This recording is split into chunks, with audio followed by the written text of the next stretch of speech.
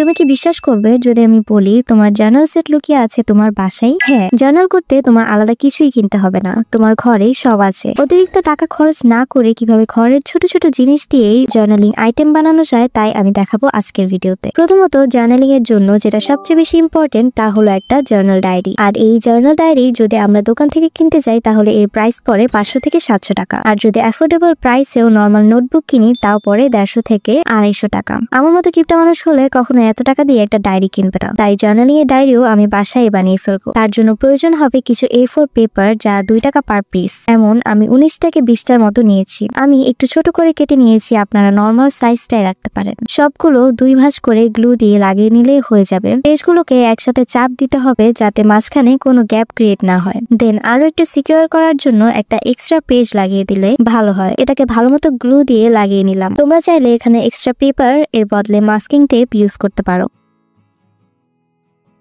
Second যে জিনিসটা journaling এর জন্য সবচেয়ে বেশি ইম্পর্টেন্ট তা হলো জার্নাল পেপার বা প্যাটার্ন পেপার। প্যাটার্ন পেপার আমরা দুইভাবে বানাতে পারি। ফার্স্ট হলো প্রিন্ট করে। প্রিন্টারেস্ট থেকে প্যাটার্ন পেপার ইমেজ ডাউনলোড করে যে কোনো কম্পিউটার দোকানে গেলে তা প্রিন্ট করে নেওয়া যায়, বাট এটার জন্য পার পেপার 10 থেকে 20 টাকা খরচ হবে। আর সেকেন্ড হলো হ্যান্ডমেড জার্নাল পেপার। এটারও দুইটা কৌশল আছে। প্রথম হলো মার্কার দিয়ে দাগ টেনে, এন্ড সেকেন্ড হলো যে কোনো প্রিন্ট দিয়ে।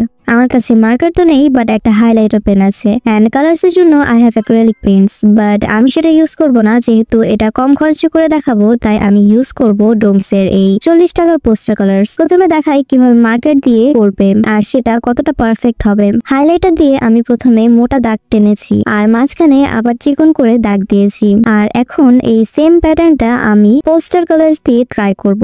এই ডোমস এর কালার্স এর সাথে একটা ব্রাশও দিয়েছে, বাট এটা দিয়ে দাগ টানাটা খুব কষ্টকর হয়েছিল, তাই আমি এটা চেঞ্জ করে আমার ব্রাশেস থেকে একটা ব্রাশ নিয়ে নেই। এটা দিয়ে করার সময় যা বুঝলাম তা হলো এটা খুবই সময় সাপেক্ষ।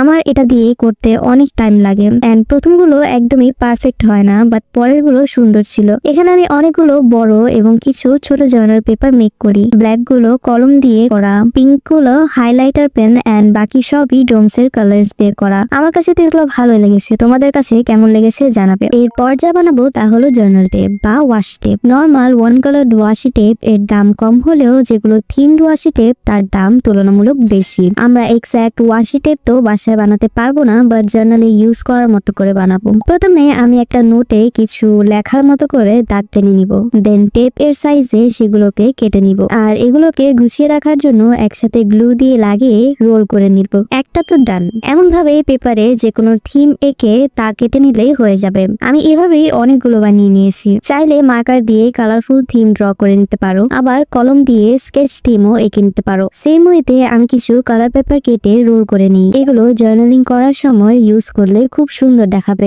দেন আমার বাসায় কিছু পুরনো ডায়েরি ছিল, সেখান থেকে এই একটা ডায়েরির নিচের পার্টটা আমার মনে হলো ওয়াশি টেপের মতো ইউজ করা যাবে, তাই এগুলোকে আমি কেটে গ্লু দিয়ে লাগিয়ে আগেরটার মতোই রোল করে নিলাম। ওয়াশি টেপের পর আমরা যা বানাবো তা হলো স্টিকার্স। স্টিকার্স বানানো খুবই ইজি। যে কোনো কিউট আর অ্যাস্থেটিক আইটেম ড্র করে সেটাকে তার সাইজ অনুযায়ী কেটে নিব। তোমরা চাইলে এগুলো কালার করে নিতে পারো। আমার পেন আর্ট গুলো বেশি ভালো লাগে তাই আমি সেটাই বানিয়েছি, আর কিছু কালারও বানিয়েছি। পিন্টারেস্টে তোমরা এমন হাজারো কিউট স্টিকার্স পেয়ে যাবে, সেখান থেকে দেখে ড্র করে নিতে পারো, আর চাইলে সেগুলোই প্রিন্টও করে নিতে পারো। স্টিকার্স এর পাশাপাশি আমি কিছু স্মল ফ্রেমসও কেটে নিই।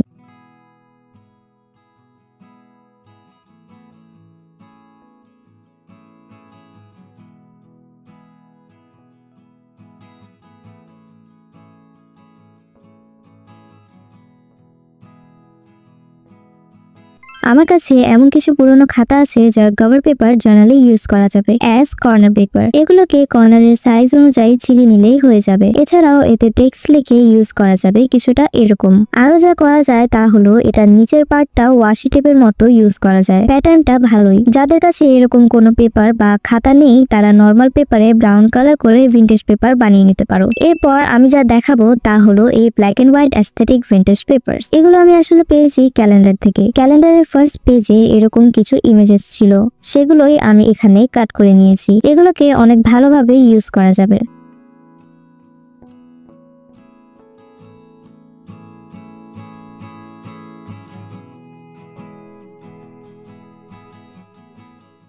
দেন এমন কিছু স্টিকার্স মেক করার জন্য আমি একটা পেজে কিছু কালার সাপ্লাই করে নিব। এগুলো ড্রাই হলে পরে এতে ছোট ছোট ফ্লাওয়ার্স এন্ড লিভস ড্র করে নিব। এখন এগুলোকে রাউন্ড করে কেটে নিলে আমরা এমন স্টিকার্স পাবো। সেম ওয়েতে আমি কিছু কালার পেপারও রাউন্ড করে কেটে নিব এমন স্টিকার্স মেক করার জন্য। এরপর আমি কিছু স্ট্যাম্পস বানানো ট্রাই করেছিলাম এয়ার ড্রাই ফোম ক্লে দিয়ে। আমি জানতাম না এটা ওয়ার্ক করবে কিনা। আমি একটা হার্ট শেপ, একটা ওয়েভড আর একটা এমনি সোজা লাইন্স বানাই। এখন এটায় কালার অ্যাপ্লাই করে দেখবো হয় কিনা।